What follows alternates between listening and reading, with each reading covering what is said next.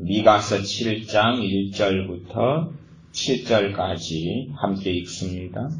재앙이로다 나여 나는 여름 신가를 딴 후와 포도를 거둔 후 같아서 먹을 송이가 없으며 내 마음에 사모하는 처음 익은 무화과가 없도다. 이와 같이 선인이 세상에서 끊쳤고 정직자가 인간에 없도다. 무리가 다 피를 흘리려고 매복하며 각기 그물로 형제를 잡으려 하고 두 손으로 악을 부지런히 행하도다. 그 군장과 재판자는 뇌물을 구하며 대인은 마음에 악한 사욕을 바라며 서로 연락을 취하니 그들의 가장 선한 자라도 가시 같고 가장 정직한 자라도 진례 울타리보다 더하도다. 그들의 가수꾼들의 날 곧 그들의 형벌의 날이 임하였으니 이제는 그들이 오란하리로다. 너희는 이웃을 믿지 말며 친구를 의지하지 말며 내 품에 누운 여인에게라도 내 입의 문을 지킬지어다. 아들이 아비를 멸시하며 딸이 어미를 대적하며 며느리가 시어미를 대적하리니 사람의 원수가 곧 자기의 집안 사람이리로다. 오직 나는 여호와를 우러러 보며 나를 구원하시는 하나님을 바라보나니 나의 하나님이 나를 들으시리로다. 아멘. 미가서는 미가 선지자가 이스라엘과 유다에 대한 하나님의 심판을 말씀한 성경입니다. 거의 한 8세기 말 700년도, 700년도의 선지자였습니다. 7장 1절부터 보면 그렇습니다. 재앙이로다 나여 나는 여름 실과를 싼 후와 포도를 거둔 후 같아서 먹을 송이가 없으며 내 마음에 사모하는 처음 익은 무화과가 없도다. 추수가 다 끝난 다음에는 이리 살펴보니까 먹을 것이 없다 그 말이죠. 포도를 다 수확한 다음에 그 다음에 이제 다시 포도나무에 나아가면 더 이상은 익을 포도주도 없고 포도도 없고 익은 포도도 없지요. 그래서 재앙이다.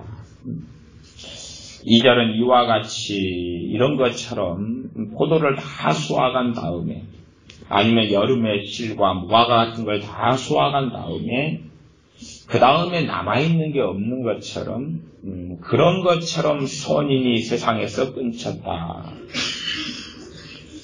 우리가 전혀 선인이 없다 그런 것은 아니라 여름 실과를 따면 이제 자라는 무화과 자잘한 것은 남겠죠. 포도도 마찬가지로 익은 것만 따지만은 수확할 때가 되면 거의 다 익은 것을 몇 차례 걸쳐서 따고 그럽니다. 그러니 마지막에 남는 것은 먹을 만한 과실은 남지는 않습니다. 이처럼 선인이 세상에서 끝쳤다. 정직자가 인간에 없다. 무리가 다 피를 흘리려고 매복하여 각기 그물로 형제를 잡으려 하고 두 손으로 악을 부지런히 행하도다. 우리가 생각하는 어떤 기준이 있습니다. 기준이 있어서 이 말씀이 사실은 이루어지고 있을 때라도 그런지를 모를 때는 아주 많습니다. 예를 들어 이러한 선지자 미가가 이스라엘과 유다의 말씀을 전했을 때 이스라엘과 유다 사람들은 이 말씀이 지금 현재 우리하고는 별로 상관없다라고 대부분을 생각했습니다. 저는 이 교회가 교회답지 못하게 되었다. 최소한 교회가 교회답지 못하게 되었다는 것을 제 경험상으로는 1980년 후반쯤 들어서서는 교회가 이제 교회다움을 잃어버렸다. 저는 그렇게 경험하여 왔습니다. 왜 그러냐 그러면은 한 1980년대 후반 전까지의 교회에서 제가 또 많은 분들이 다른 교회에서 하는 부흥 집회에 참여하면 다른 사람들을 신경 쓸 필요가 없었습니다. 찬양하든지 울든지 회개하든지 소리를 지르며 기도하든지 다른 사람들이 전혀 이렇게 뭘 말하지도 않고 개의치 않았습니다. 왜냐하면 부흥에 참석하는 자기들도 운이라고 바쁘고 소리질러 기도하니라고 바쁘고 회개하니라고 바쁘고 남을 판단하거나 정죄하거나 재판하거나 그럴 정신이 없었습니다. 또 누가 헌금을 얼마 냈느냐 그런 것도 신경 쓸 계제가 없었습니다. 그러다가 제 경험입니다만 1990년 이렇게 80년 후반에서 90년 넘어오면서부터는 제가 타지역 생활을 많이 해서 제가 다니는 교회는 멀어서 근처에 있는 교회들을 이용하여서 제가 자취하거나 하수 가거나 아니면 어디 살거나 그럴 때 근처에 있는 교회들의 기도를 다니면 그런 이야기들을 듣습니다. 좀 조용히 좀 해라. 시끄럽다. 방해된다. 또 한참 오랜 세월 동안 지금도 그런 게 많이 남아있지만 방언 기도하는 거에 대한 심한 어떤 사람들의 인식. 그래서 방언 기도를 하면 교회에서 쫓겨나기도 여러 차례 했습니다. 이 교회는 방언을 인정하는 교회가 아니다. 때로는 전도사님이, 때로는 목사님이, 때로는 집사님이 찾아와서 기도하고 있는데 이렇게 터치합니다. 그래서 왜요? 우리는 이 교회는 방언하는 교회가 아니니까 나가라고. 그런 것이야 흔하게 경험하는 일이어서 처음에는 좀 놀라고 당황했지만 여러 차례 경험하니까 상처도 되지 않았습니다. 그렇구나. 저야 이제 정신없이 괴성을 지르면서 기도하는 그런 스타일은 아닙니다. 그러나 이제 좀 절제하는 가운데 또 소리내어 크게 기도할 때는 크게 기도하는 그런 분인데 그런 것까지라도 이렇게 절제하면서 사람들이 찾아옵니다. 기도하고 있는 어느 권사님이 찾아와서 탁탁탁 두드리면서 당신이 소리내어서 이렇게 큰 소리로 기도하니까 내 기도에 방해가 된다고 그렇게 하지 말라고 그렇게 하지 마라. 그런 제재를 이렇게 많이 받아서 사람들이 기도하고 있는 어떤 데 들어가서 기도할 때 되면 주변을 이제 살피게 됩니다. 누가 사람이 혹시 사나운 사람이 있을까? 다시 또 기도하다가 당신 시끄럽다고 두드리면서 그런 사람이 있을까? 그래서 이 기도 생활하는 것 가지고도 참 말들을 많이 들었습니다. 그래서 교회에서 기도하는 것은 원체 이 말들이 많아서 그래서 저는 사실은 산기도를 다녔었습니다. 산기도. 근데 산에서 이렇게 한 30분 정도 산속에 들어가서 기도해도 밤에 산에 기도하는 것은 울려요. 이 깊은 산속에 들어갔는데 저리저리 울려가지고 저쪽 아파트 동에 같은 교회 교인들이 살고 있는데 다음날 돼서 당신이 산에서 기도했냐고 목소리 들어보니까 당신 목소리더라고. 그래서 산에 기도하면서 30분 들어갔는데 1시간을 들어갔어요. 기도하러. 1시간을 산속을 들어가니까 그 말이 안 나오더라고. 밤 10시에 기도하러 가서 1시간을 들어가서 한 2시간 기도하다가 1시간을 걸어 나오는.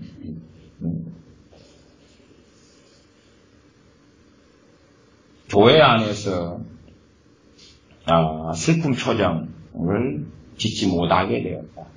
교회 안에서 힘들어서 예배당에 나가서 예배드리고 기도하면서 위로받고 회복하는데 그렇지 못하게 되었다.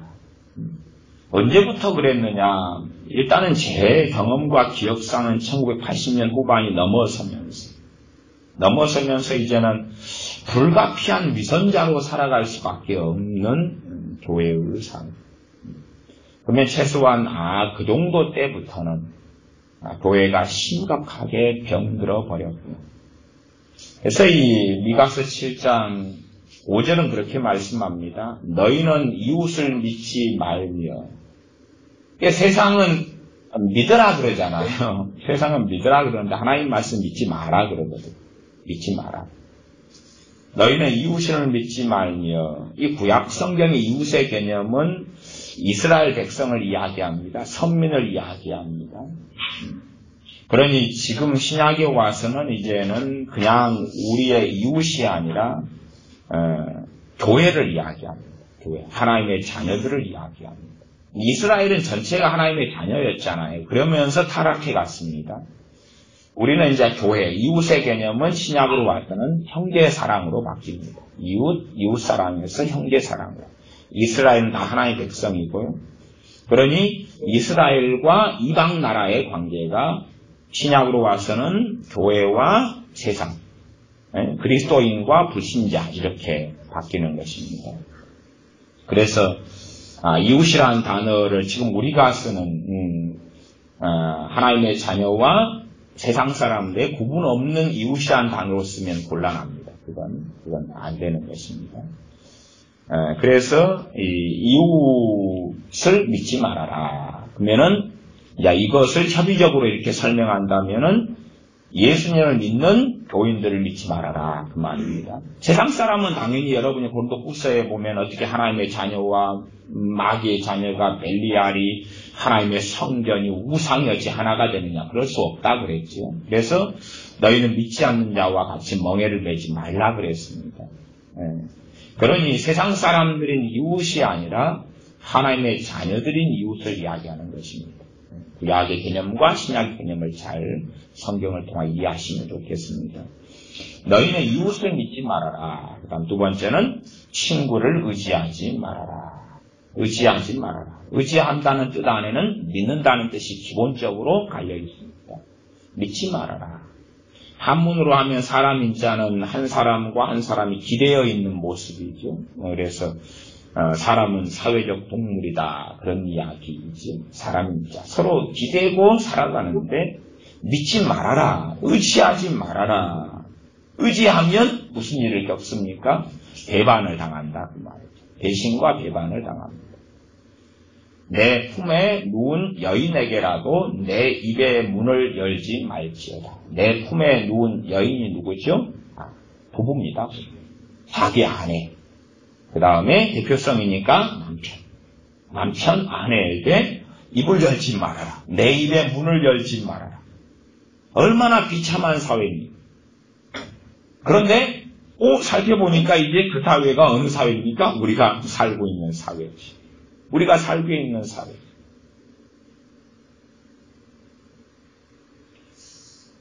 그래서 정말 오랫동안 교회 안에서의 가식들을 겪어올 수밖에 없습니다. 이제 예수님 믿는 순진한 사람들은 내 어려움, 내 아픔, 아픔이란 그런 거겠죠.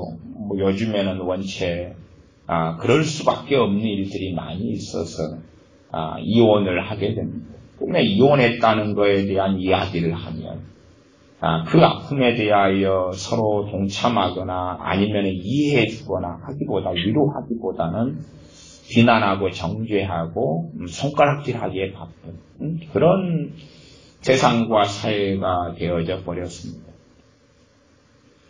아니면 다른 어려움을 겪는 것, 빚 문제나 재산 문제나 돈 문제나 아니면 직업, 무슨 직업이냐.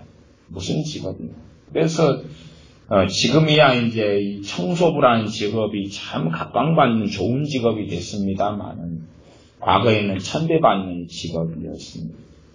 또 제 어릴 때는 어떤 직업이 있었냐 그러면 똥장군이라는 게 있었습니다. 똥장군. 그래서 수세식 변소가 안 나올 때 이 변을 일일이 이 지게에다가 이렇게 짊어지고 통에다가 퍼가지고 집어넣고 이렇게 살아갈 때에 그걸 짊어지고 그 장군을 짊어지고 가서 밭에 구덩이를 파가지고 이렇게 붓고 다시 어느 집에 들어와서 똥을 이 바가지로 퍼가지고 담고 다시 어느 밭에다가 또 부어주고 다시 오는 그 직업. 몸에 항상 똥 냄새가 배어있고 똥이 이리 튀고 저리 튀고 하는 똥장군의 직업. 과연 그런 사람들이 자유롭게 신앙생활 할 수 있게 되었느냐 그러면 1980년 후반쯤 되면 그렇게 되지 않았습니다. 그래서 직업에 대한 천시, 또 가난에 대한 천시와 멸시. 우리 한국교회가 건물 짓는 병에 빠진 것이 한 1980년도 들어오면 획기적으로 변합니다. 그래서 예배당 짓는 거에 대한 몰두를 하게 됩니다. 그러면 이미 바른 영성을 떠나버리게 되는 거지. 교회가 바른 영성, 바른 신앙, 바른 하나님의 섬김을 떠나버리면 건물 짓기에 몰두해버립니다. 그러면 건물 짓기에 몰두하면서 이것을 주의 종들, 지도자들이 속이려면 속임수의 간단한 방법은 이것이 교회다 그러면 됩니다. 건물이 바로 교회다 그러면 됩니다. 건물이 교회다, 건물이 성전이다 그러면 되지. 구약시대의 성전 안에는 성물들이 있죠. 그래서 예배당 안에 든 모든 것은 성물이라고 가리키면 되는 것입니다. 구약의 성전의 개념을 그대로 끌고 들어오는 거죠. 그래서 강대상이 성물이고 신디사이저가 성물이고 마이크가 성물이고 예배당 의자가 성물이고 이게 다 성물이라 그러면 되지. 그래서 건물을 성전이라. 그래서 주보 같은 데 보면 주보 올해의 목표 1. 성전 건축. 흔하게 봐왔던 것 아닙니까? 거짓말을 해왔던 거지. 예배당 짓는 거에 빠지면 필연적인 문제가 벌어집니다. 예배당을 지으려면 돈이 많이 필요하거든요. 돈이. 고상한 말로는 헌금이 많이 필요합니다. 돈을 많이 내는 사람은 대접을 받을 수밖에 없고 돈을 못 내는 사람은 천대를 받을 수밖에 없습니다. 부자들은 인정받을 수밖에 없고 가난한 자들은 멸시받을 수밖에 없습니다. 더군다나 돈을 많이 거두려다 보니까 어떤 일을 행하게 되냐 그러면 헌금자 명단을 주보에 실을 수밖에 없습니다. 누가 돈 내었다. 그러면 다른 말로는 그 헌금자 명단은 안 낸 사람의 명단이죠. 낸 사람이 이러니까 이 사람들 빼고는 안 냈다. 빼고는 안 냈다. 선교 헌금을 누가 내었느냐, 차량 헌금을 누가 내었느냐, 아니면 건축 헌금을 누가 내었느냐, 11조를 누가 내었느냐, 주정 헌금을 또 옛날에 월정 헌금이 있었습니다. 월정 헌금을 누가 내었느냐, 돈을 누가 내었느냐, 다른 말로 누가 안 내었느냐. 건물을 짓다 보니까 돈이 많이 필요하니까 돈을 밝히게 되지요. 그러나 그걸 성경을 이용하여 바리새인들처럼 거짓말을 하는 것입니다. 그렇게 해서 교회가 이상하게 변질되어져 왔는데 그런 흐름이 이제는 우리에게는 너무나 익숙해서 우리는 이상을 별로 느끼지 못하게 되었습니다. 그러면 하나님께서는 교회를 심판하실 수밖에 없구나. 그것이 교회의 심판의 때구나. 그것이 이스라엘의 심판, 하나님의 심판을 가져왔던 것처럼 교회를 심판하시는 때구나. 대신 바로 심판하시지 않는 것은 참으시는 거구나. 하나님 인내하시면서 참으시는 경우.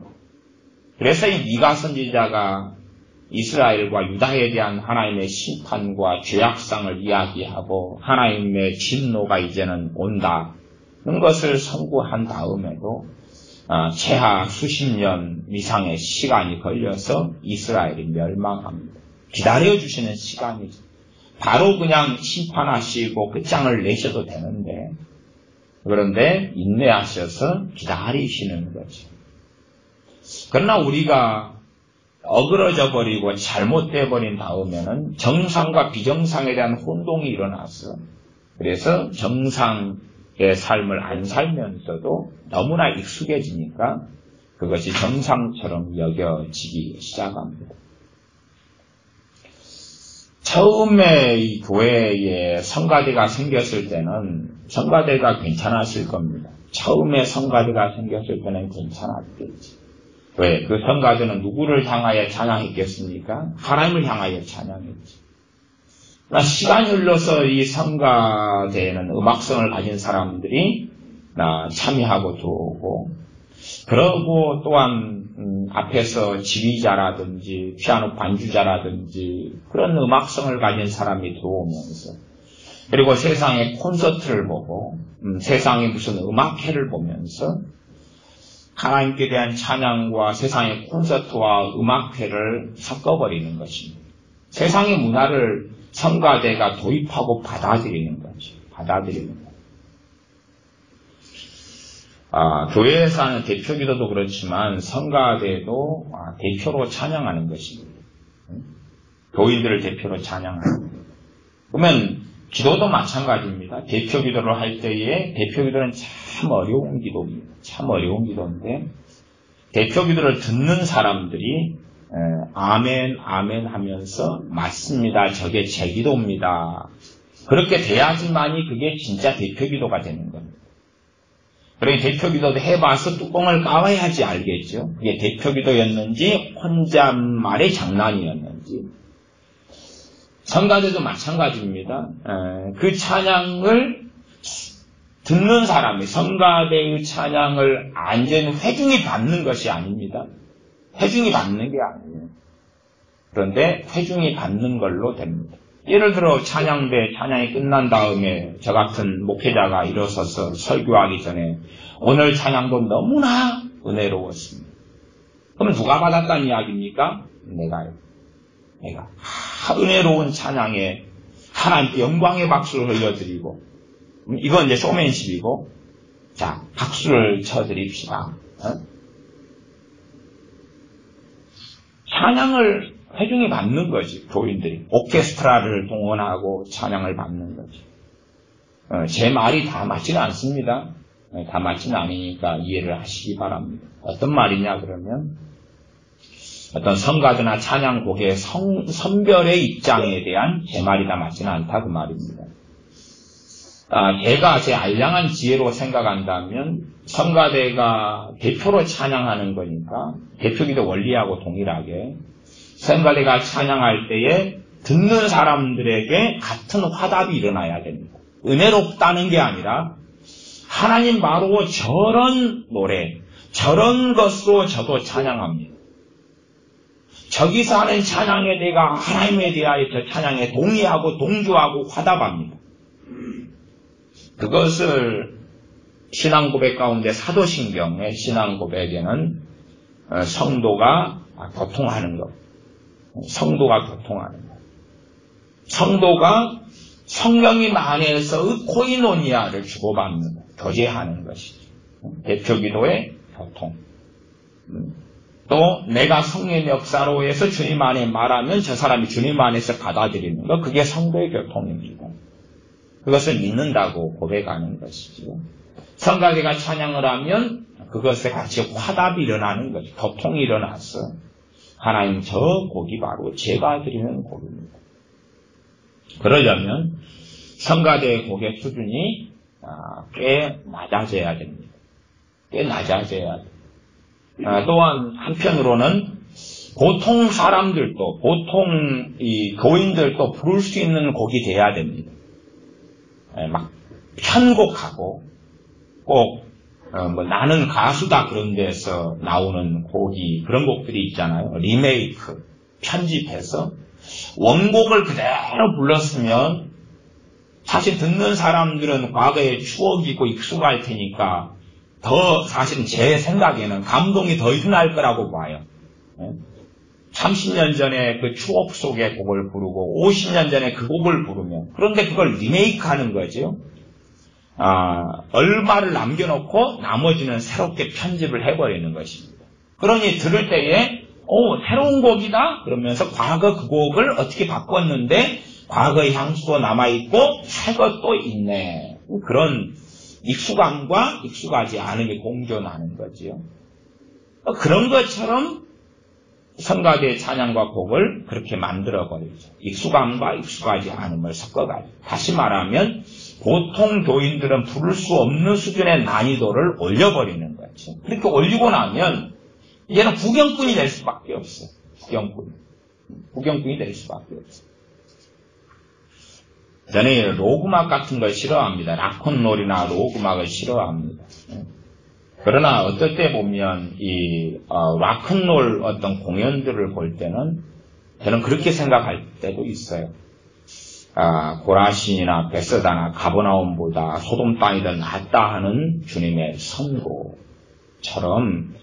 로큰롤을 하는 락음악을 하는 저들 모인 회중이 더 찬양하는 우리들보다 낫다는 선고를 충분히 들을 수 있다. 저는 그렇게 봐요. 왜냐하면 락음악 콘서트를 저는 자세히 보거나 그 자체를 싫어하니까 음악성도 없어 싫어하지만 어쩌다가 이렇게 얼핏 스쳐가는 식으로 보는 경우가 있잖아요. 있으면 앞에서 락음악을 공연하는데 듣는 청중에 동참을 해요.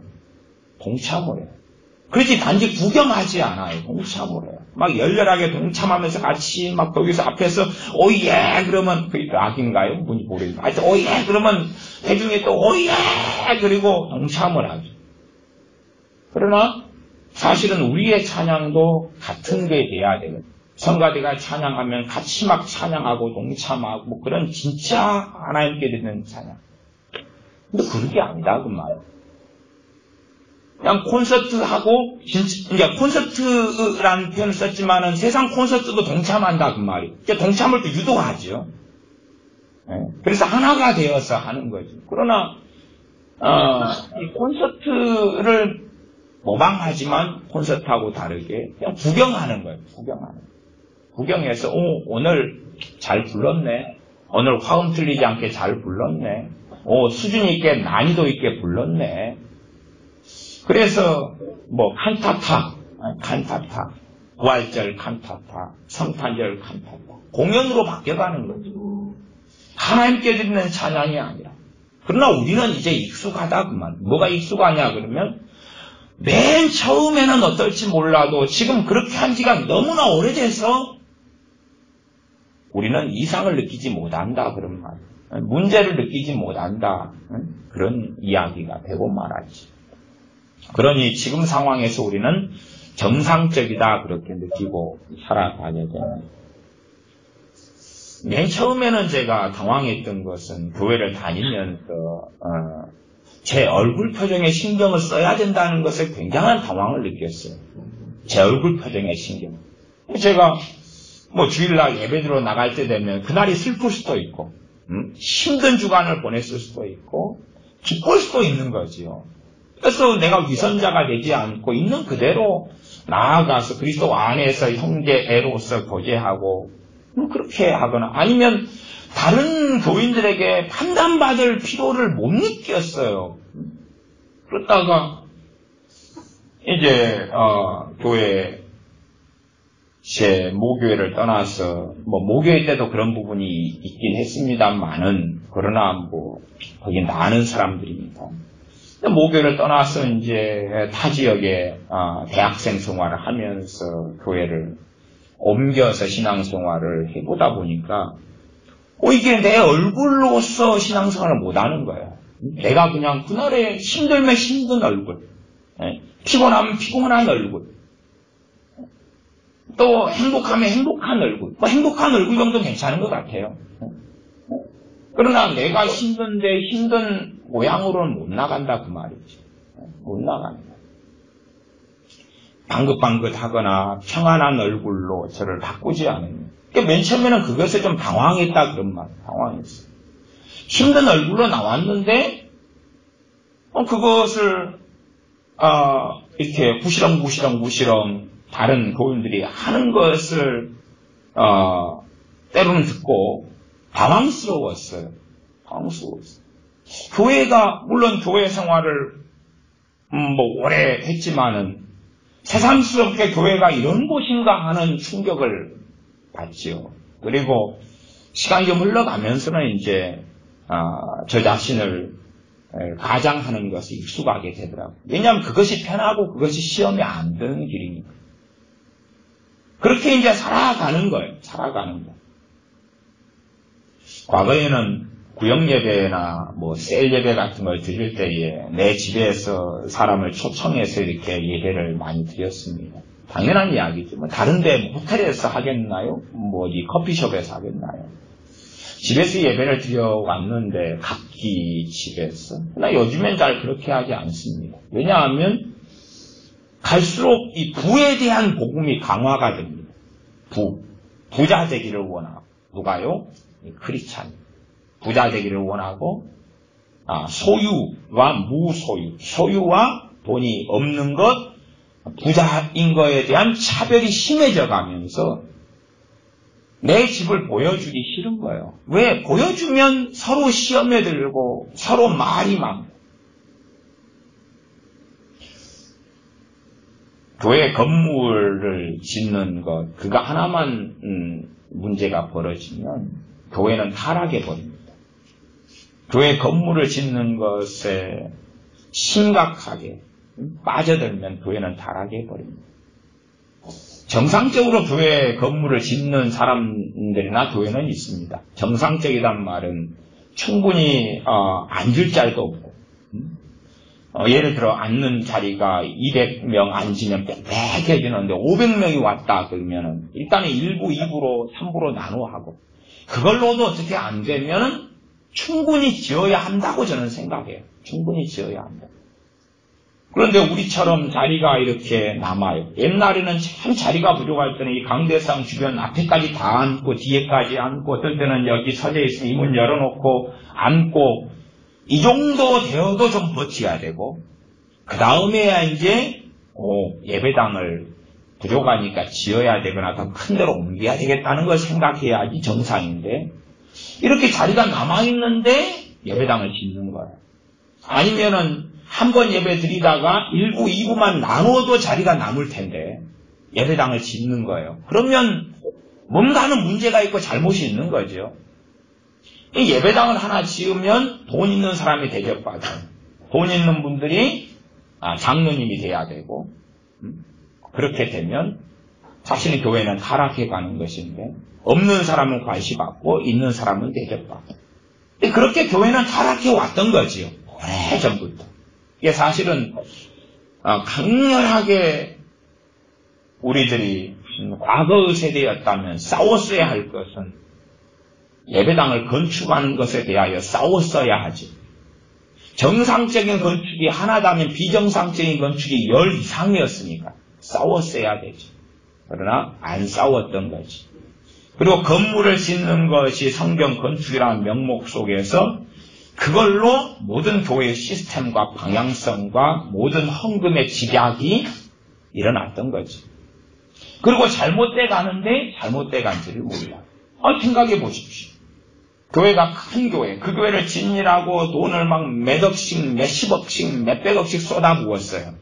그러면 그 예배당 건물을 짓는데 우리의 집착과 애착은 얼마나 강했겠어요? 강렬한 집착, 애착, 또 목사님은 강대상에 있어서 돈 내라, 헌금 내라, 막 그냥 또 헌금 놓고 기도하자, 막 건축원금이 채워주시도록 막 차려하자, 작정하자, 기도하자, 오주여 돈 부족합니다, 돈 주십시오. 그러니까 천사가 와서 수표를 갖다 딱 긁어줬는데, 창국은행에 이어서 경찰서에 갔다가 잡혀가고, 어쨌든, 돈 주세요. 성경 건축하도록 돈 주세요. 그렇게 해서 이제, 우리가, 흘러왔고, 그러다 보면, 교회를 멋있는 걸 지었어요. 그 정도 건물을 가지지 않는 교회는, 판단 대상인 거예요. 이 정도 건물을 지어야지 그 건물의 수준이 자기 신앙의 수준으로 바뀌어버려요. 왜, 작은 교회에서 큰 교회로 수평이동이 수십 년 전부터 계속 일어나고 있습니다. 큰 교회에서 새신자가 등록하는 사람들은 안 믿는 불신자는 거의 없어요. 다 다른 교회에서 이동해 온 거예요. 이동해 와도 전반적인 이동은 뭐냐 그러면 작은 교회에서 더 규모가 큰 교회로 이동이에요. 수평이동이죠. 왜 그렇게 이동하느냐? 여러 이유 가운데 하나는 저는 그렇게 봐요. 생각해 보세요. 우리 교회 같이 월세교회에 다니면은 월세교회 그 예배당의 어떤 모습과 모양이 꼭 동질화시키면 내 신앙의 모습과 동질화시킬 수가 있는 거예요. 내 집도 월세인데 교회도 월세다. 얼마나 슬퍼요? 그럼 내 집은 전세인데 교회는 월세다. 그러면 그렇고, 일단은 내 집이 월세든 전세든지 간에 교회는 단독 건물이 되면 좋고, 자기 건물, 거기에 조립식 같은 건 아니고 아주 좋고 멋있고 돼 있으면 우리의 신앙을 그 건물에 동일시를 시키기 쉽잖아요. 그 멋있는 건물, 수십억, 수백억 들이는 그 건물이 바로 내 신앙이다. 그 인테리어, 그 멋있는 조명, 아니면은 빔 프로젝트, 아주 멋있는 화면, 바로 그것이. 그래서 요즘에는 월세교회도 이 내부 인테리어는 이 굉장히 부자교회처럼 비슷하게 합니다. 돈을 월세교회인데 이걸 굉장히 제 아는 어떤 목사님은 지금 우리나라에서 굉장히 큰 교회 목사님 됐습니다만은 부인이 수만 명 목사님 됐습니다만은 옛날에 이제 그 목사님이 제 다닐 때 신학대학원 선배여서 그 양반이 지하에 개척을 했을 때에 도인이 몇십 명이 안 되었어요. 하고 제 기억은 정확하지 않습니다. 근데 이 월세 보증금이 한 1,000만, 2,000만 원 뭐 이런 때 있을 때 이 설교 강단 마이크 시스템 자체를 5,000만 이상짜리 들여놨어요. 그걸 그렇게 들여놨어요. 지금은 이제 그 아주 우리나라에서 아주 큰 교회가 됐습니다. 저기 용인에 있던가요? 큰 교회가 됐습니다. 소목사님이시라. 손이 아니고 소. 근데 뭐 그런 분들의 어떤 삶의 양식이나 사역을 어떤 뭐 판단하고자 하는 건 아니라 어지간히 작은 교회에 가도 이제 큰 교회 못지않는 시스템 인테리어를 갖추게 되었어. 왜냐하면 그래야지만이 내 믿음과 신앙이 좋아하는 그 인테리어나 건물하고 내 신앙을 이렇게 빗대는 거지. 그래서 건물을 가지지 않거나 작은 교회 단독 건물이 아니면 이상한 교회로 매도하는 그런 것이 이제 한 90년, 제 경험입니다. 90년 중반 되니까 상당히 시작이 되더라고요. 90년 중반이 되니까 건물 짓는 것을 어느 정도까지는 이제 1차적으로 한국교회가 전체적으로 마무리를 해 놓았어요. 1차적으로. 그래서 그런 건물을 가지지 않는 교회는 이제 판단과 비난과 정죄의 대상이 돼요. 이게 말하자면 큰 교회는 그러지. 이름값이 있으니까 작은 교회가 와서 노방견도로 하면 가서 묻는 거예요. 당신 교회 어느 교단이냐?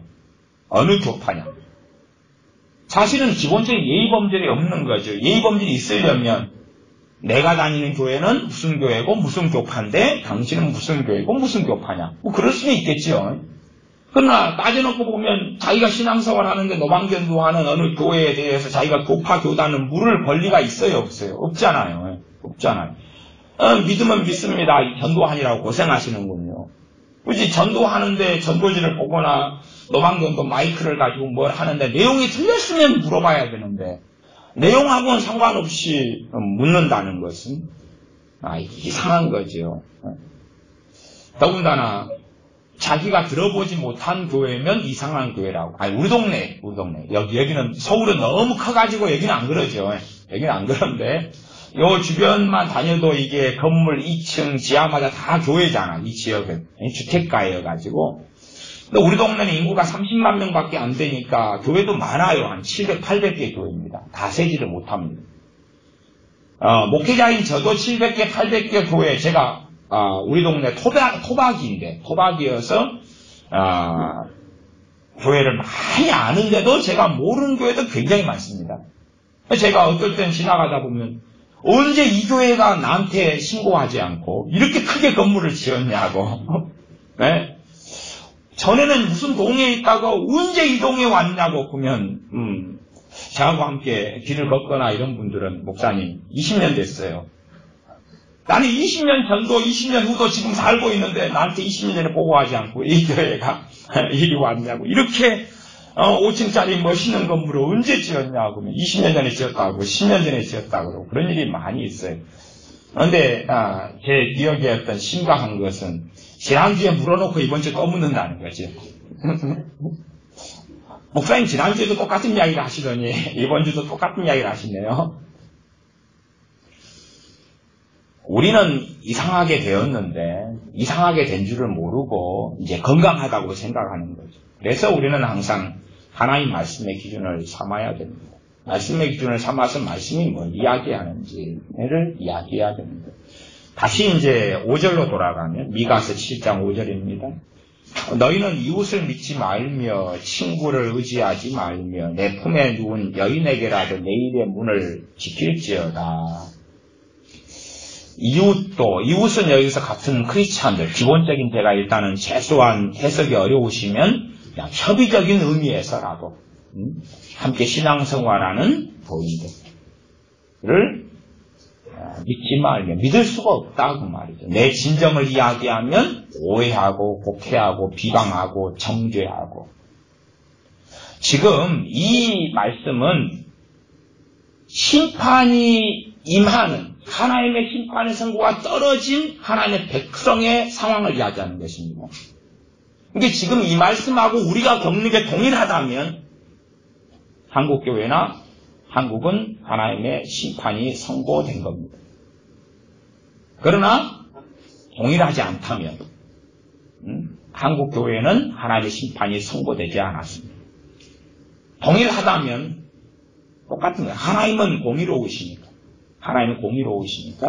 이것이 동일하다면, 그리고 저는 최소한 제가 경험해왔던, 나아가 여러분이 경험해왔던 1980년대 정도부터의 이야기를 제가 전개했던 것입니다. 6절, 아들이 아비를 멸시하며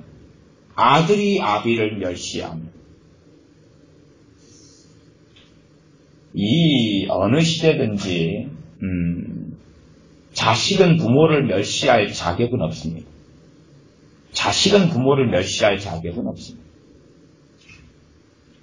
왜냐하면 부모는 자식의 도움을 받는 게 아니라 자식에게 은혜를 끼치는 존재이기 때문에 그렇습니다. 물론 시대가 어떻게 되어서 이상한 망상 속에 이 세대가 들어가서 부모가 낳아준 것을 은혜라 그럽니까? 저주라 그럽니까? 은혜라 그럽니다. 낳으신 은혜. 그러나 이 시대가 악해지면 나를 낳은 것을 은혜라 그럽니까? 아니면 저주라 그럽니까? 저주라 그럽니다. 왜 낳았냐고. 낳았으면 책임을 져야 될 것 아니냐고. 왜 낳았냐고. 그러니 그것이 멸시의 첫 번째 것이죠. 왜 낳았냐고. 그러면 그 가장 존재론적인 멸시입니다. 멸시 중에서 가장 무서운 멸시죠. 하나님의 진노가 가장 급박하게 떨어지는 멸시가 그겁니다. 그러면 이 멸시는 보통 때는 수면 위에 드러나지 않습니다. 언제 드러나냐 그러면 자기가 불행하다고 느낄 때, 자기가 힘들다고 느낄 때, 자기가 돈이 부족하고 다른 사람, 소위 말하면 왜 나 흑수저냐? 낳으려면 아버지 어머니가 재벌이 돼가지고 나를 낳든지. 근데 상당히 재밌는 내로남불이죠. 이 시대의 사람들이 누구를 재고 싫어합니까? 재벌을 재고 싫어하면서 누가 되기를 재고 원합니까? 재벌 되기를 재고 원합니다. 이 권력이라는 것은 참, 권력 지향성이라는 것은 모든 사람의 마음속에 꽉 차 있습니다. 권력 지향성이라는 것. 전에 대한항공 탔을 때 피너치 사건, 땅콩 사건이 일어나서 재벌이 갑질하네 그랬지만 실제로 여러분이 경찰서에나 파출소에 가셔가지고 거기서 앉아서 좀 놀아보세요. 몇 시간을. 그러면 거기에 온 대부분의 사람은 보통 사람들입니다. 그 보통 사람들이 갑질합니까? 안 합니까? 갑질해요. 첫째는 거짓말로 갑질합니다. 내 아는 사람이 누군지 알아? 아는 사람 없어요. 내가 누구 경찰서장이 내 형님이야. 거짓말이에요. 그래서 거짓말로 갑질을 해요. 위협을 막 하는 거죠. 파출소 경찰관들에게 위협을 하는 거예요. 막 갑질을 하는 거죠. 그게 통하면 좋고 안 통하면 제일이죠. 아니면 조금의 뭔가 연결고리만 있어도 갑질을 하는 거예요. 여러분이 무슨 고객센터, LG 고객센터, 삼성 고객센터, 무슨 고객센터에 가면 갑질하는 사람들을 많이 봅니까? 안 봅니까? 많이 보죠. 많이 보는데 그들이 정말로 갑부들입니까? 아니면 대개가 보통 사람들입니까? 대개가 보통 사람들. 솔직한 이야기로 정직하게 하면 저나 여러분 가운데 우리 갑질한 적이, 우리는 보통 사람들인데 혹시 우리는 갑질한 적이 없나요? 갑질한 적이 있어요. 있어요. 대신에 내가 신문이 밝혀지면 꼬리를 말죠. 진짜 갑부가 아니고 재벌이 아니니까. 근데 반재벌 정서가 너무나 심각하게 일어나가지고 그 사건이 하나, 땅콩 사건이 하나 벌어지면 저주하고 욕하고 저 나쁜 놈들 그러는데 같은 일을 우리 같은 보통 사람이 항상 하는 거예요. 항상 해요. 항상 해요. 소비자가 왕이다 그래가지고 달라들고 대들고 상품 하나 교환하러 가서도 그냥 이거 잘못됐으니까 그냥 교환해 주세요. 정당하지 않을 때는 싸울 수 있는데 가자마자 막 분개를 하면서 이 나쁜 놈들아 내가 누군 줄 알아? 누구간요? 그냥 크리스찬이지. 크리스찬이지. 근데 갑질을 하는 거죠. 그래서 점점 이 하나님의 심판이 교회 안에 임하는 심판이 선고되는 가장 기본은 그런 거 아니겠어요? 세상 사람과 그리스도인의 차이가 없다. 교회와 세상의 차이가 없다. 그러면 당연하게 하나님의 심판은 선고되고야 마는 거지. 세상과 교회가 차이가 없다. 그런 거죠. 내 자녀가 예수님 믿는 자녀인데 내 자녀와 세상의 자녀가 차이가 없다. 차이가 없다. 그러면 최소한은 내 자녀에게는 두 가지가 기다리고 있는 거예요. 하나는 하나님의 무서운 징계와 아니면 심판. 하나님은 언제까지나 참으시지는 않습니다. 언제까지나 오래 참으시지는 않습니다. 6절로 가면 아들이 아비를 멸시하며 그래서 부모가 나를 왜 낳아줬냐 이게 가장 기본. 서로 부모가 나를 낳은 다음에 못 키워서 고아원을 보냈든지 입양을 보내버렸어도 낳으신 은혜에 대해서 뭐 해야 됩니까? 감사해야 돼요. 그것이 자녀가 부모에 대해 해야 될 하나님 말씀에 입각한 기본이에요. 기본. 그러나 자녀는 자기가 갑부자식 아니면 부자자식이 아니다. 누구는 결혼할 때 아파트를 사주는데 왜 나는 전셋값 1억 좀 날라 했는데 1억이 아니라 1000만원도 없냐. 이런 거. 누구는 공부하고 싶으면 실컷 유학도 보내주더니 왜 고등학교 나오자마자 돈 벌라 그러고 그 돈도 집으로 보내라 그러냐. 이 나쁜 엄마 아빠야. 그게 이제 아들이 아비를 멸시하는 거지. 멸시하는 거지. 원망. 부모에 대한 원망이지. 원망을 가지고 있지. 그러나 멸시하지 않는다고 생각해요. 왜? 이것이 수면으로 드러났다가 내려왔다가 들어왔다가 내려왔다 그러거든요. 그러나 하나님의 중심을 감찰하시기 때문에 뱃속 안에가 그게 있냐 없냐죠. 있냐 없냐. 있으면. 멸시. 이것부터 시작하는 거예요. 시작은 이거. 나를 태어나게 한 부모에 대한 멸시. 그 다음에 이제 당연히 요즘 세대는 인터넷도 하고 지식도 많으니까 배우지 못한 부모에 대한 멸시. 뭘 알지도 못하면서 입 좀 다무세요. 그 멸시죠. 입 좀 다무세요. 뭘 알지도 못하면서 엄마는 아빠는 그래. 입 좀 다무라. 멸시죠. 그러나 이런 말씀을 그렇게 부모를 멸시하는 자녀가 성경을 읽는다 그래도 동의하지는 않을 거예요. 왜? 항상 자기는 말씀하고 해당 안 되는 무죄. 의인화 속에 깊이 있게 빠져들기 때문에 그러죠. 나는 아니다. 내로남불이니까 나는 아니다. 다른 사람이겠지. 아들이 아비를 멸시하며 딸이 어미를 대적하며 며느리가 시어미를 대적하리니 사람의 원수가 곧 자기의 집안 사람이리로다. 그러면은 혹시 여러분은 여러분 집안의 식구들이 모이는 날이 있어요. 언제 모이죠? 명절 때 모이죠. 명절 때 모이면 사랑하는 사람들 또 실제로 형제는 어려움을 위하여 낳다. 정말로 어려울 때 누가 도우라고 하나님께서 보냈냐? 그게 육신의 형제, 육신의 형제라. 육신의 형제. 그런데 먼 형제보다 가까운 이웃이 낫다. 사실은.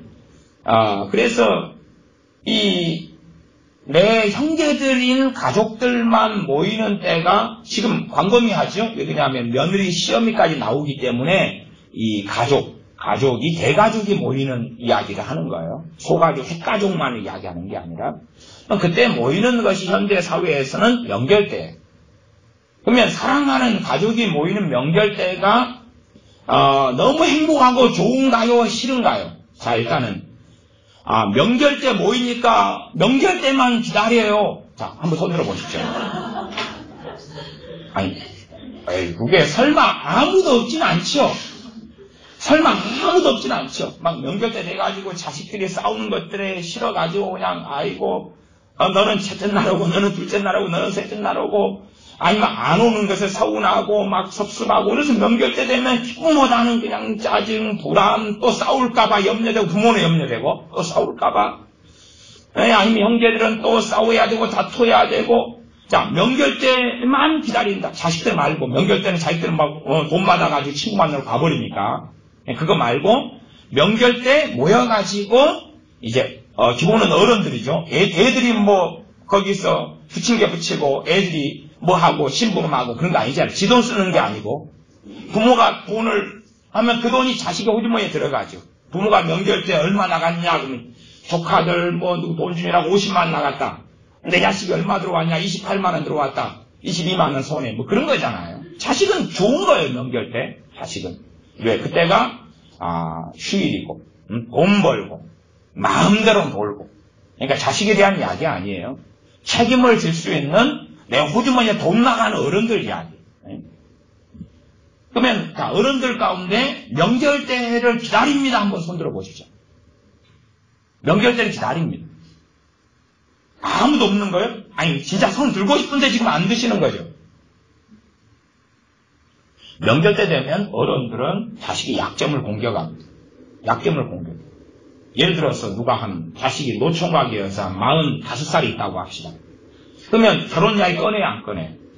근데 이제 결혼하고자 하는 사람이 있다면 그런 이야기일 수 있겠죠. 노총각으로 누가 남고 싶었겠어요? 그렇지도 않겠죠. 아니면 42살 된 노처녀가 있다. 뭐 42살 노처녀로 남고 싶었겠어요? 그렇진 않죠. 다 좋은 사람을 만나서 결혼하고자 하는 사람이라면 잘 결혼하고 싶었겠죠. 근데 아픈 이야기를 자꾸만 끄집어내는 거예요. 아픈 이야기를 끄집어내는 거예요. 가족이 감싸주고 하나 되고 부족을 채워주고 메꿔주고 그래서 세상에서는 내가 나그네처럼 살아가는데 최소한 가족이 만났는데 이게 고향이더라. 이게 고향이더라. 아픔과 상처가 싸매어져가지고 이번 추석 때 떠나왔는데 다음 구정이나 설날에 또 와서 내 아픈 상처를 다시 더 치료를 50% 받은 걸 나머지 50%를 해야 되겠다. 그런 건 아니다 그 말. 빨리 떠나야 되겠는 거예요. 빨리 떠나야 되겠는 거예요. 서로 간에 도무지 맞질 않아요. 그러면 최소한 우리는 그렇게 언제부터 그렇게 되었느냐? 책임은 다 양자간에 다 있을 거예요. 그럼 어쨌든 언제부터 그랬느냐는 거죠. 언제부터 그랬느냐? 그것이 전체가 그랬을 때는 하나님의 심판이 선고되고야 말았다 그 말이죠. 가장 사랑해야 될 사람과의 관계가 파괴되어 버렸는데 그래서 말씀은 그렇게 이야기하죠. 사람의 원수가 곧 자기 집안 사람이리로다. 그것은 그냥 우리가 생각하는 원수의 개념보다 훨씬 포괄적입니다. 대신 서로 이해관계가 덜 얽혔으니까 우리 사회적으로는 형사소송에 걸리는 원수는 안 되겠지만 그러나 최소한 앞에 말씀에 아들이 아비를 멸시하고 딸이 어미를 대적하고 며느리가 시어머니를 대적하고 대적한다는 건 뭡니까? 사이가 좋지 않다 그 말이죠. 가족이 아니다 그 말이에요. 가족이 아니다. 며느리가 내가 내성적인 사람이면 대적하지 않고 속으로만 꽁해가지고 있을 거 아닙니까? 시어머니도 내성적인 시어머니면 며느리가 짹짹짹거려도 참고 가만히 있겠죠. 그러나 그것을 대적한다고 이야기하는 거예요. 이 마음에서부터 마음과 마음이 소통하지 않는 거지. 그렇게 이제 사랑이 정말로 가족에게서 식어버리고 또 그 앞에 말씀 이웃으로 이야기하면 교회에서 사랑이 식어버리고. 그러나 사실은 대한민국이 멀쩡하게 보이는 것은 이 치안이 가장 좋은 나라이기 때문에 그렇습니다. 치안이라는 경찰력으로 사람들의 악함을 제재해 놓고 있기 때문에 뱃속에 있는 걸 드러내지 않는 거예요. 그래서 갈수록 아이들 세계에서 왕따도 심해져 가고 폭행, 폭력 아니면 폭행을 안 하면 이 욕저주, 욕설이 가져가는 거예요.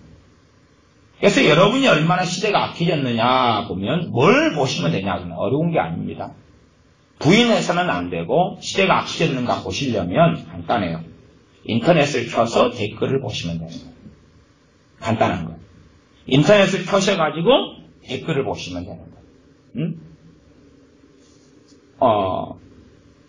일반 뉴스 기사들에는 그런 댓글들은 그런 막 욕설이나 저주는 덜 하겠죠. 뉴스에 대해서 이게 틀렸다, 맞다, 그 정도니까. 그런데 어떤 한 개인에 대해서, 예를 들어서, 누가 자기 사진 올렸는데 못생긴 사진이 인터넷에 내 사진 올라갔다. 그럼 그 다음에는 댓글이 얼마든지 달릴 수 있어요.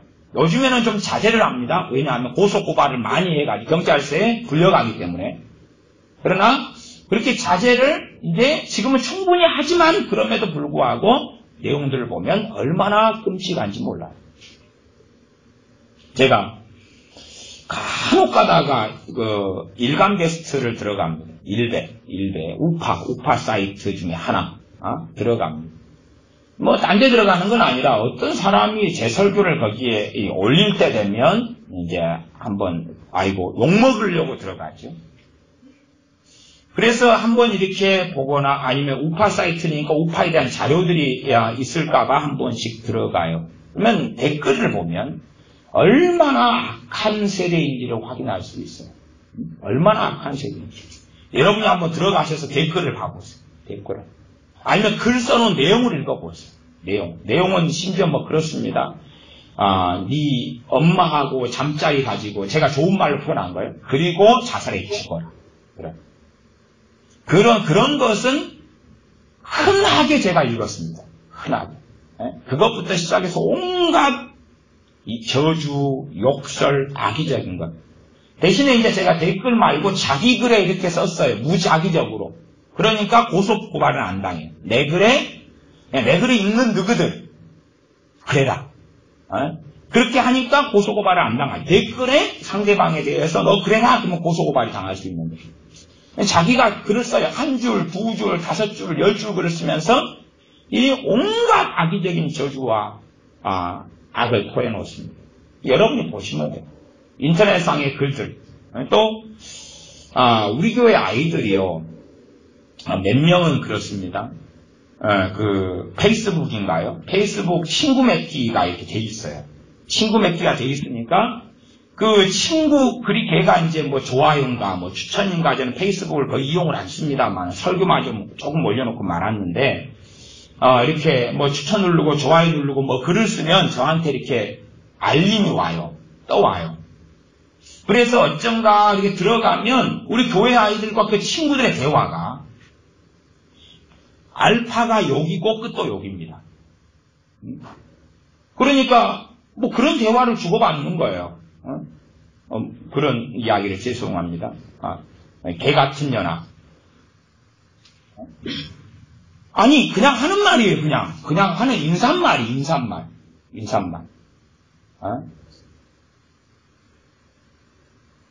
아마 아이들은 다 알 거예요. 그렇지? 승만아, 너희 친구들 너 그런 인터넷으로 주고받은 그런 욕설 다 하지? 아니면 오프라인으로 학교에서 만났을 때 입에 다는 게 전부 다 교주와 욕이지. 그렇지? 그 욕 없으면 대화가 안 됩니다. 제가 간혹 가다가 이 공원에 이렇게 산책을 하면 애들이 모여있을 때가 있어요. 중학생, 고등학생, 초등학생은 좀 이렇게 덜합니다만 그네 타느라고 바빠가지고. 근데 중학생, 고등학생 모여가지고 담배 피거나 대화를 나누면 처음부터 끝까지 옵니다. 그러면 그렇게 말하겠습니다. 한국 인구의 4분의 1, 5분의 1이 크리스찬인데 내 자식을 어떻게 키웠냐 그 말이에요. 음식이 있으면 거기에 4분의 1, 5분의 1이 소금이라면 과연 그것이 썩겠느냐 그 말이죠.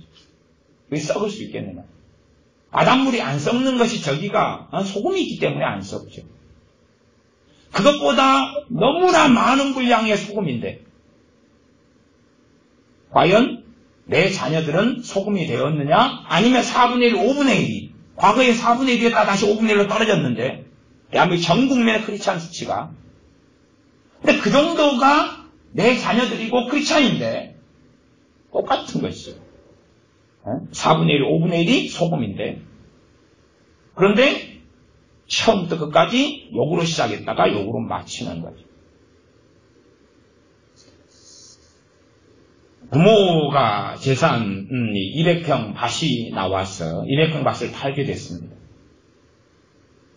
팔게 되니까 이제 형제들이 참 사랑이 많아서 형님 먼저, 아우 먼저 그리고 결국은 라면 끓여 먹었죠. 그 라면 광고 아니었나요? 형님 먼저, 아우 먼저 농심 무슨 라면 아니었어요? 갖고 라면 끓여 먹었잖아요. 배식단을 막 나누다가 나 라면 끓여 먹는 거죠. 근데 200평 밭을 부모가 팔았어요.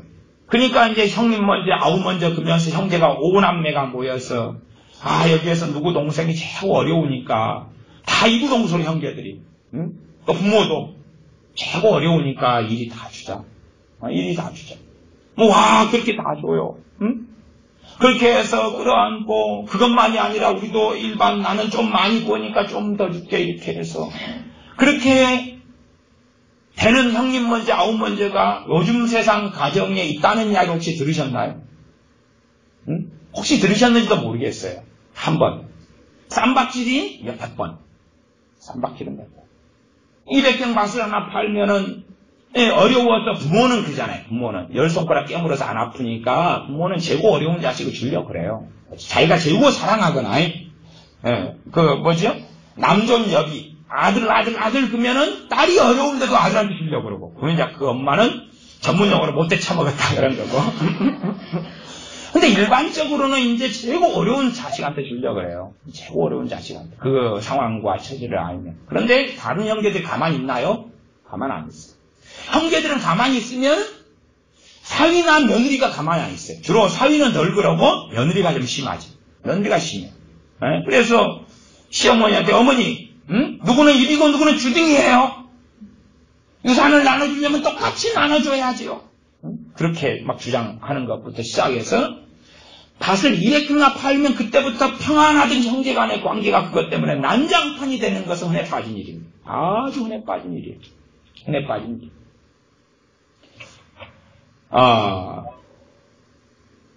그것이 가난하든 부자든 다 공이 그런 것 같아요. 오히려 이제 가난한 집은 좀 덜 싸우는 것 같아요.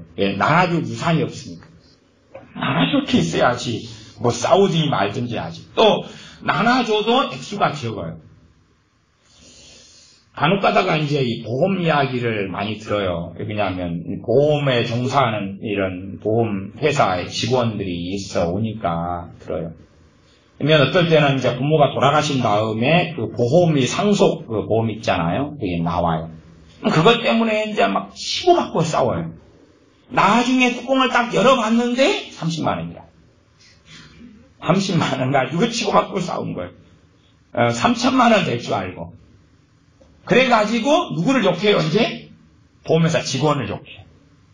이것 가지고 누구를 오라가라 그러느냐. 이 상속이라는 것은 가족이 전부 다 상속권자가 다 그것에 사인하고 서명하고 다 위임장 받아가지고 대표로 누가 가서 찾거든요. 갖고 나누는 거거든요. 그래가지고 다 했는데 30만 원이라.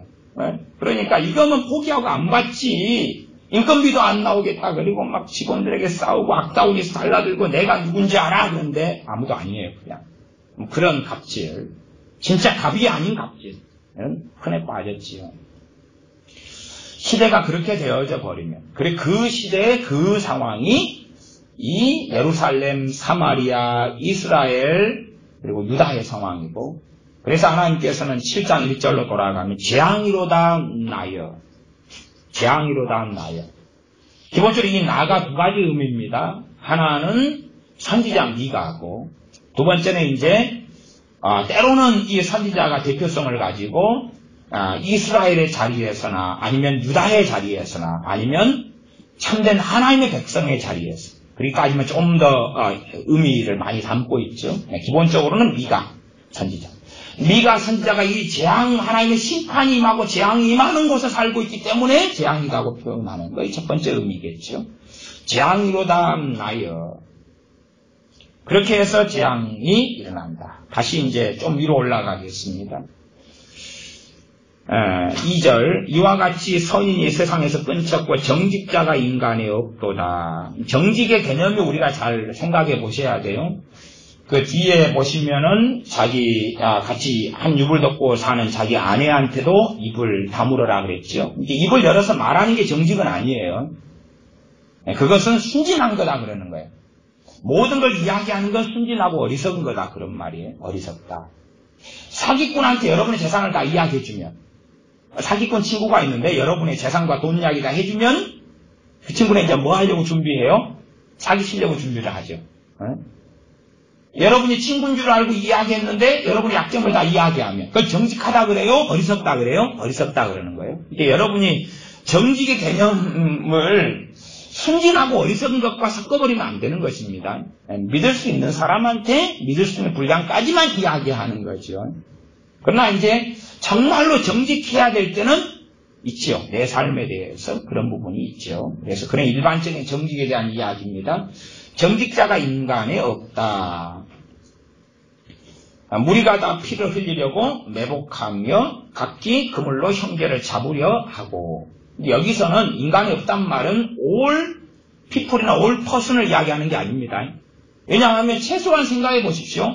지금 이 미가 선지자는 지금 정직한 사람이에요. 그렇죠?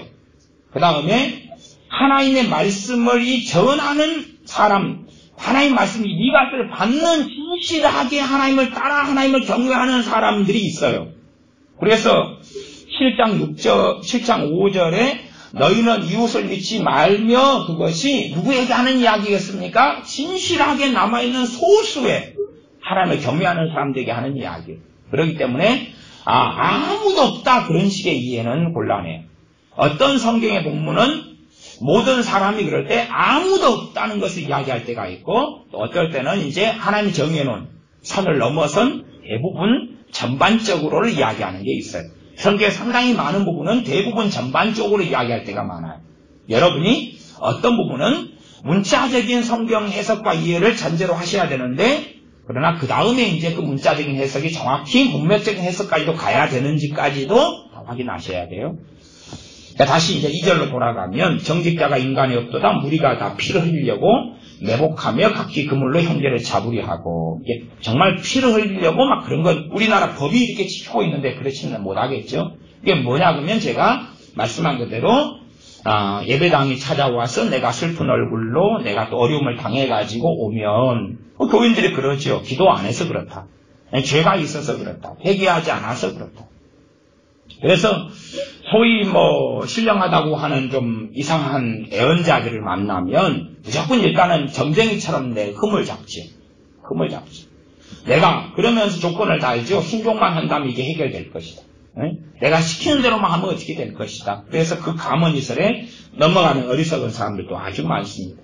다 피를 흘리려고, 그 말은 나를 내 편이 아니라, 나를 돌보고 세우는 편이 아니라, 내 약점이 드러나면 하이에나처럼 물고 늘어지는, 독사처럼 물고 늘어지는, 또 약점이 있으면 그에 대해서 비방하고 정죄하는 그런 모양의 이 사회, 또 교회, 직당, 또 나아가 가족, 대가족. 그래서 제가 우리 한국교회에서 겪고 보기는 한 80년대 말에서 90년대로 넘어가면서는 전반적으로 교회들이 그렇게 되어졌다는 걸 저는 경험했습니다. 여러분 어떻게 경험하셨는지 몰라도 저는 한 교회 생활만이 아니라 이 교회를 어떨 때 1년간 봉사하려고 이렇게 파견돼 가지고 그 교회 어느 때 1년 있고 또 어느 지역에 가서 또 봉사하려고 있고, 그렇게 또 많이 해왔고, 뭐 전도사로서 사역했던 교회도 여러 교회가 있고, 그 다음에 여러 지역들에 제가 직장 생활을 해서 부산에 갔을 때는 부산에 있는 교회, 아니면 뭐 어디 지역에 담양에 갔을 때는 담양에 있는 교회, 뭐 이렇게 광주에 살 때는 광주에 있는 교회, 순천에 살 때는 순천에 있는 교회, 뭐 이렇게 살 수밖에 없는 입장이니까. 그래서 여러 교회 생활을 뭐 필연적이든지 아니면 불가피하게든지 많이 했기 때문에 사실 이 문제가 참 심각해 왔다는 것을 압니다. 아주 오래전부터. 그러나 교회는 또한 교인들은 목회자들은 건물 짓기 노름에 빠져왔던 거고, 건물을 지은 다음에는 이제 무덤 만들기. 그 다음에는 주차장 만들기. 그 다음에는 선교관이나 선교센터 만들기. 그 다음에는 이제 확장해가지고 해외에 교회를 세우기. 해외에 교회 세우기는 사실은 뭐지요? 해외에 건물 세우기입니다. 진짜 교회가 아니라 해외에 돈을 투자해가지고 교회 예배당 건물 짓기.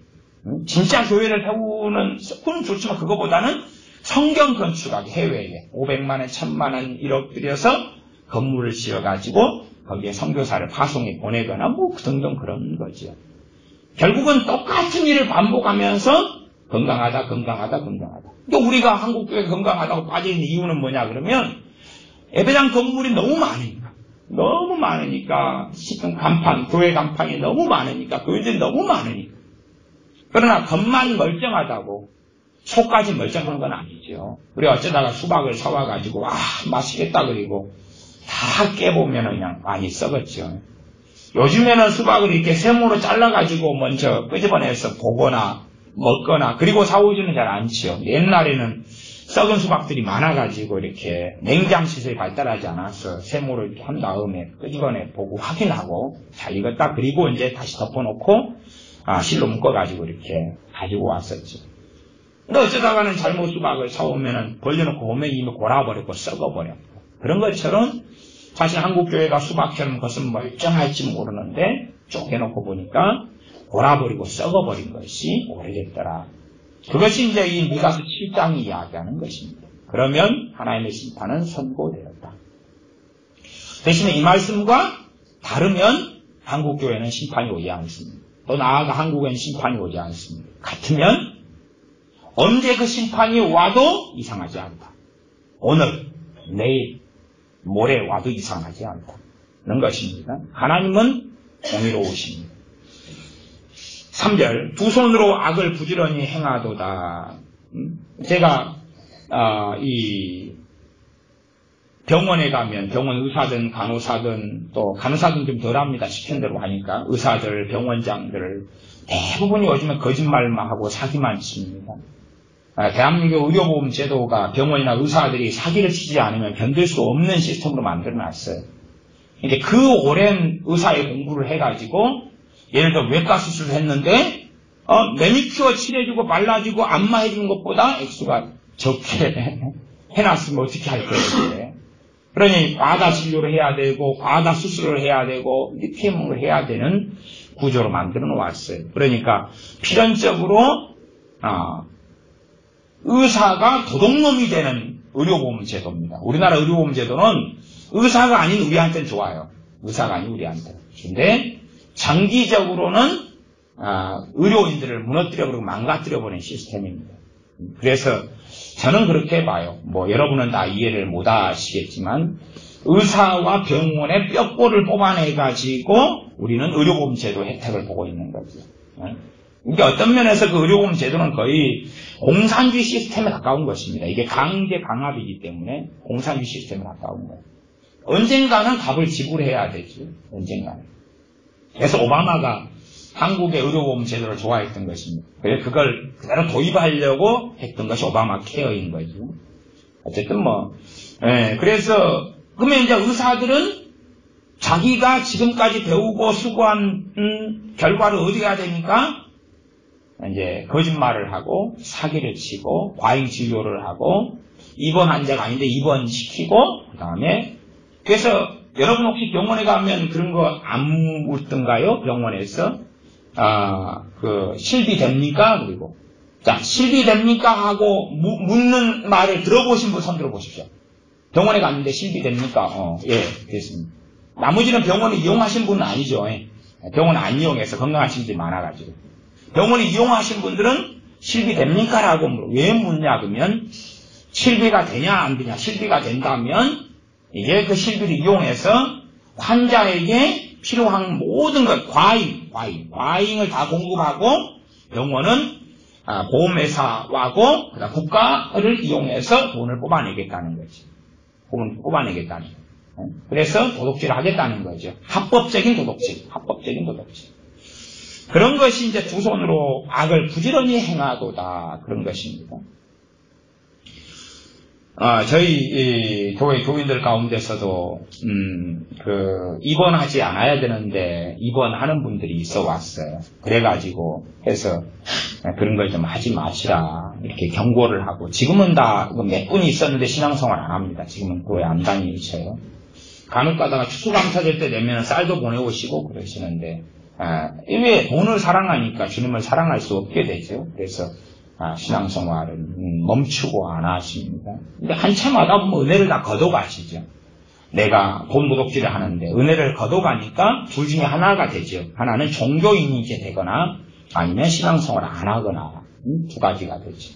근데 권사님이고 장로님이면 신앙생활 안 할 수는 없죠. 체면과 자존심이 있으니까 종교인이 되죠. 그래서 교회 전체의 모양과 모습을 인간적으로 육적으로 끌고 가고야 하는 말입니다.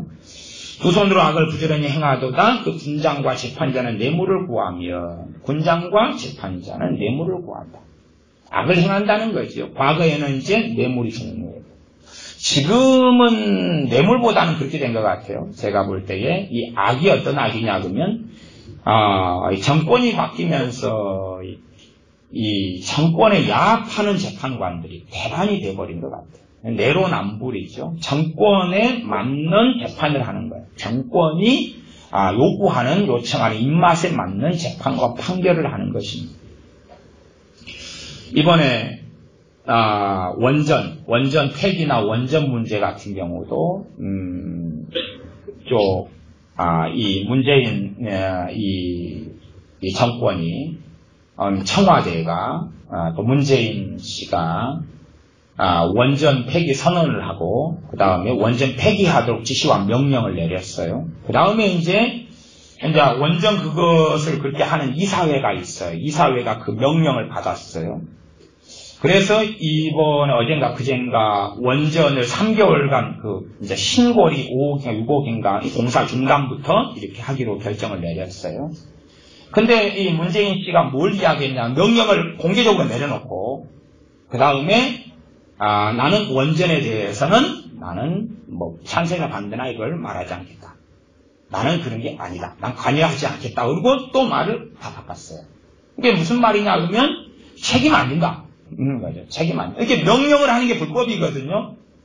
불법인데 그걸 해놓고 그 다음에 책임 안 진다. 그러니까 이제 이쪽 이사회가 지그들이 결정을 내리면 지그들이 다 책임을 져야 되는 거예요. 발을 딱 빼버렸어요. 발을 빼버렸어요. 막 선언해놓고, 폐기 선언해놓고, 원전 이렇게 스톱시켜놓고, 안 한다 해놓고, 그 다음에 나 책임 안 져 말을 딱 뺐어요. 근데 그 명령이 내려왔으니까 명령대로 이들은 이사회를 하고 그 결정을 내리고 갔다 그 말이에요. 그런 것이 이제 이 악을 행해가는 방식이죠. 재판관도 재판을 그르게 하는 거예요. 그르게 하는 거예요. 과거에 박근혜 전 대통령 탄핵할 때 헌법재판소가 야합하고 모이는 건 불법이거든요. 각기 이렇게 표를 행사해야 되고 함께 모여서 의논은 안 됩니다. 헌법재판소 위원들은. 근데 걔네들은 모여서 술도 마셨고 모여서 술자리를 가졌어요. 재미난 게 뭔지 압니까? 그 가운데 장로님이 있고 크리스찬이 많다는 이야기. 크리스찬이 많은데 술자리를 함께 가져요. 공개적으로. 불법인데. 그리고 당시에 8명만 있었죠. 8대0의 판결을 내립니다. 불법이죠. 그러나 아무렇지도 않아요. 그렇게 이제 정권에 야합하는 법치가 아닌 그런 불법을 자행하는 것이 이제 대한민국 사회가 다 돼버렸죠. 그것이 이제 이렇게 극심하게 갔다면 결국은 이 입법, 사법, 행정의 삼권 분리가 이제 무너져 버렸다면 우리 이것이죠. 그래서 군장과 재판자가 뇌물을 구하며 대인은 마음에 악한 사욕을 바라며 서로 연락을 취하니. 이번에 국방부 장관이 이제 곧 바뀌는가요? 근데 사드에 대해서 이야기했잖아요. 사드가 실제로 33만 제곱미터 이상만 이 환경영향평가법에 따라서 22조에 따라서 환경영향평가를 하고, 그 다음 23조는 뭐냐 그러면 예외조항, 예외법이 예외법. 그러니까 법은 뭐냐 그러면 예외가 되는 것은 그렇게 시행해야 된다는 것이에요. 예외가 되는 것. 근데 기밀이에요, 기밀. 사드라는 무기는 실제로 미국이 괌 기지에는 설치하지만 한 번도 판매한 적이 없습니다. 이 정밀한 초정밀 무기고 비밀입니다, 이게. 사드라는 이 기계 자체가, 무기 자체가. 미국만 가지고 있어요. 판매하라는 곳은 굉장히 많아요. 일본도 맨날 좀 팔아달라는데 안 팔아요. 괌 기지 하나에만 설치해놓고 판매한 적이 없어요. 근데 이것을 갖다가 이제 비밀이 아니고 기밀사항이 아니다고 보면 좀 정신이 좀 나갔죠. 기밀이 아니다고 평가하는 거예요. 그 다음에 대한민국은 위기 상황이 아니다. 그 예외 법이 있는데 23조인데 그러면은 지금 국방장관이 이제 아직 퇴임 안 했죠. 아직 송영무 이 사람이 된다든가. 어쨌든 그럼 국방부 장관이 정확히 환경영향평가법 22조와 23조를 언급하고 정확하게 이야기를 해야 되는데 또 뻥끗 안 한다든 말이에요. 말을 안 하는 거예요. 법이 있는데 환경영향평가법 23조를 말을 안 해요. 말을 안 해요. 심지어는 제가 알기론 환경영향평가를 받아야 되는 면적이 33만 제곱미터죠. 평방미터죠. 근데 33만이 안 돼요. 33만이 안 되고 롯데가 공유한 공연면적이 28만 얼마인가 제가 알고 있어요. 28만 얼마인가. 이게 33만이 안 되죠. 그러니까 어쨌든 그리고 실제로 미군이 사드기를 사용하는 거 10만 제곱미터. 정말로 이상한 사회가 되었죠. 왜? 진실을 말하지 않는 거예요. 사실을 말하지 않는 거예요. 지금 3개월 넘게 사드기지 앞에는 민간인들이 요즘에는 경찰차도 조사하고 있습니다. 경찰차 조사하지, 군차 다 조사하지. 혁명 세력이 거기가 있어요. 혁명 세력이. 정부는 내비둬요. 고의로. 왜? 반미 감정이 일어나서 주한미군 철수해야 됩니다. 아니, 법은 누가 집행하는 거죠? 경찰, 그 다음에 군, 경찰과 군. 사법. 기본적으로 국내 안에서 법은 경찰이고, 그 다음에 군사시설과 관련된 것은 경찰보다 군이에요, 군. 왜? 내가 군대 안에서 경찰관이 가서 띠띠띠띠 하고 검문하고 그러진 않지요. 군대 시설인 건물소가 앞에 있어서 군인들이 경계보초를 서는 거예요. 그건 군 지역이기 때문에 그래요. 그런데 거기에 민간인들이 검열을 하고 있어요. 지금 그게 나온 다음부터도 지금까지 3개월이 넘게 민간인들이 요즘에 경찰차도 잡고 있습니다. 그러면 도대체 무슨 사회가 됐느냐?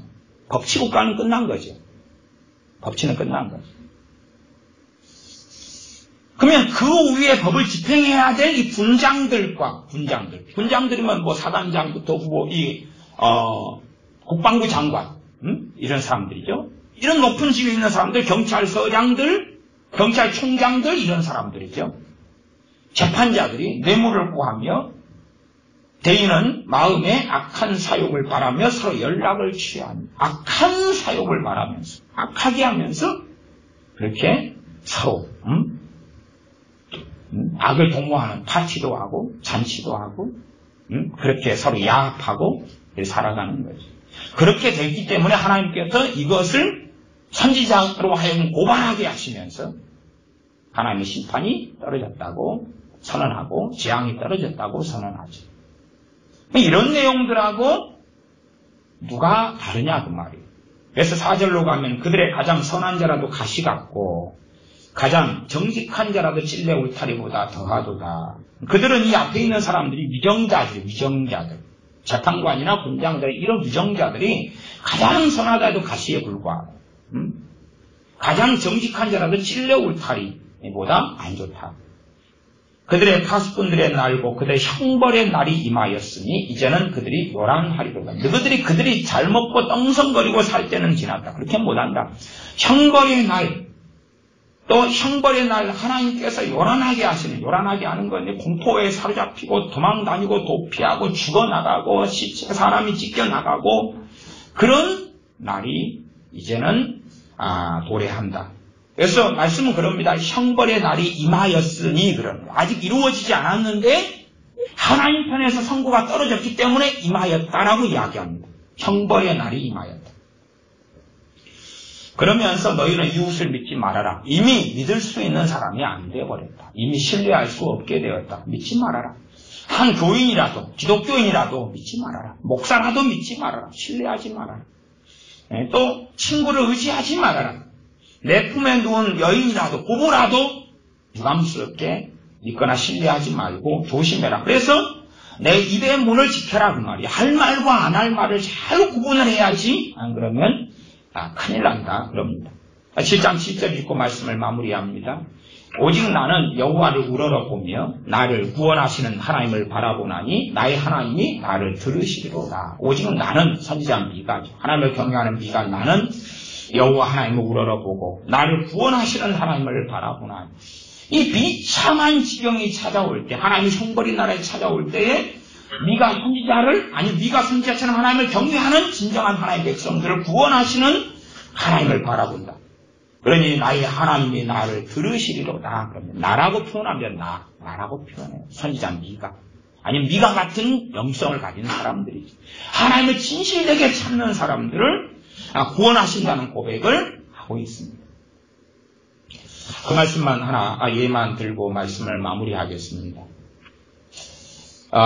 전에 여러분이 흥남철수를 들으셨을 거예요. 흥남철수가 뭔지 모르는 분들은 여러분이 국제시장 영화를 보시면 국제시장에 그 영화에 흥남철수 때 이제 흥남철수 해가지고 부산까지 내려와서 살다가 주인공이 또 월남도 갔다 오고 막 이런 내용이 나옵니다. 근데 국제시장 영화에 나와 있는 흥남철수는 그건 다 거짓말입니다. 그때 벌였던 흥남철수는 다 거짓말이고요. 사실은 크리스찬을 건져내시는 하나님의 역사가 흥남철수입니다. 기독교인들을 건져내시는 하나님의 놀라운 역사가 흥남철수입니다. 흥남철수 때 몇 명이 철수했냐 그러면 98,000명이 철수했습니다. 98,000명이.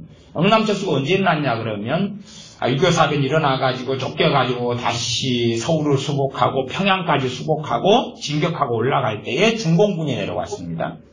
중공군이 내려와가지고 밀려서 이제 미 사단이나 아니면 국군이 철수할 때의 흥남철수 사건입니다. 철수할 때에. 근데 흥남철수